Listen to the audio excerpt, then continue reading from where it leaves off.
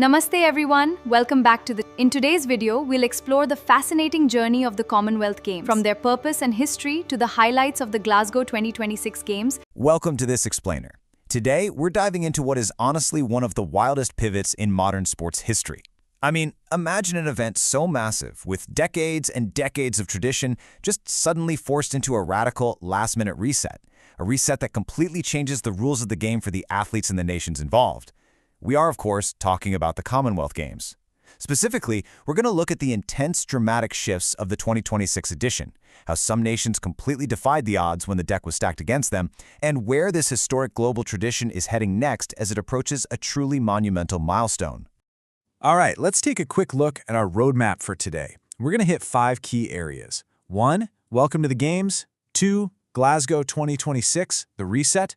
3. Missing sports, big wins. 4. India's all-time record. And finally, 5. Ahmedabad 2030, the centennial. Starting things off with Part 1, Welcome to the Games, a global tradition. Now, if you follow sports, you already know the massive scale of the Commonwealth Games. Going all the way back to Hamilton, Canada in 1930, this has been the ultimate stage for 74 different nations to come together every 4 years. It's an absolute behemoth of an event, built entirely on promoting friendship, sportsmanship, and elite, healthy competition. Just think about the sheer logistical footprint here. It's wild. You've got top-tier athletes flying in from India, Australia, Canada, Jamaica, South Africa. Literally dozens of territories converging in one place. It is a massive undertaking, even in the absolute best of times. Which brings us to Part 2, Glasgow 2026, the reset. To really understand the 2026 drama, you have to look at the timeline. You've got 1930 in Canada, fast forward to 2014 when Glasgow hosted for the very first time. But 2026? Well, Glasgow wasn't actually supposed to be there. They had to swoop in at the 11th hour to essentially save the day. So, picture this. Absolute panic behind the scenes for the organizers. The original host withdraws, and suddenly you have a massive global sporting event scheduled for late July with nowhere to go. Because of that, Glasgow 2026 became this total emergency adaptation. They had to slash costs, shrink the overall footprint, and rely entirely on existing venues. The game fundamentally changed overnight for all the athletes who had been training for it. Let's move into Part 3, Missing Sports, Big Wins. Because of those extreme venue limitations, Glasgow 2026 had to slash the program down to just 10 core sports. Now, to their credit, they did an amazing job integrating parasports right alongside the main events, things like para-athletics and wheelchair basketball. But look at what got left behind. Crucial traditional sports were entirely wiped out. No cricket, no badminton, no wrestling, hockey, or shooting.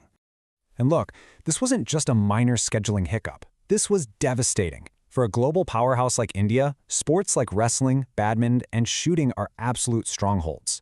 Can you imagine dedicating 4 years of your life to training, only to be told your event was cut just to save money?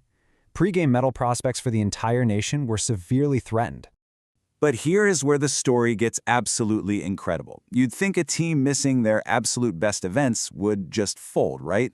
No way. The Indian team completely adapted to this scaled-down format and somehow still secured a staggering 39 total medals. We're talking 13 gold, 17 silver, and 9 bronze. It was an absolute masterclass in resilience. And all of that grit and resilience translated to one massive number: 4. Against all odds, missing their core events, India still secured a 4th-place finish in the overall medal standings. You really have to give it up for the specific heroes who stepped up under this pressure. Mirabai Chanu was an absolute powerhouse in weightlifting. The boxing team had a completely record-breaking campaign, the judokas made historic, unprecedented strides on the mat, and the para-athletes were absolutely crucial to that final tally. They proved, for sure, that true sporting excellence adapts to whatever arena it's given. Shifting gears, let's look at Part 4, India's all-time record. When you actually zoom out, that 2026 performance makes perfect sense. Check out these lifetime numbers since their debut back in 1934. 564 total medals, over 200 gold.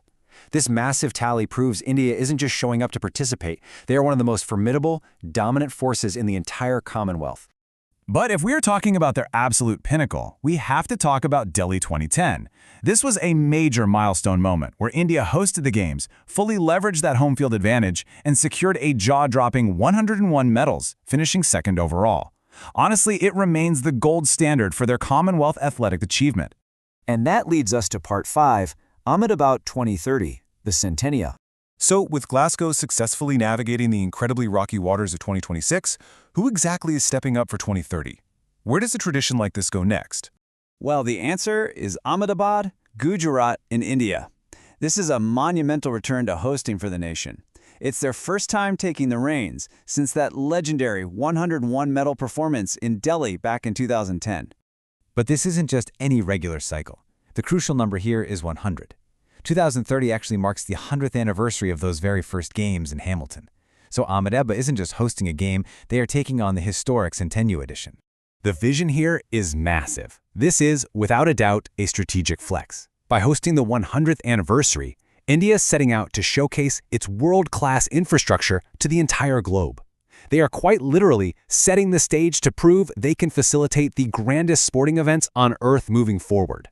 Which really brings us back to the core philosophy of this whole journey.